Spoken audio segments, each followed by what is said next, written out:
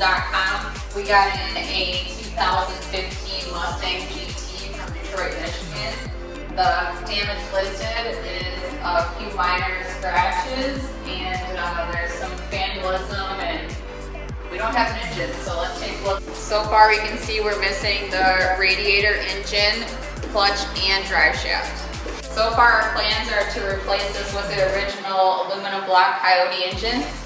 The option we also tossed around was to buy a donor car and take some stuff out of there to replace what's missing here. We encourage you guys to comment below and let us know what your thoughts are.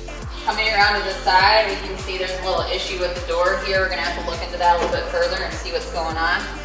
But overall inside, it looks like it's gonna be a really nice car when we're done with it. Alright, so we showed you guys a few things today. We got a lot of big plans for this car, and we'd like you to stay tuned.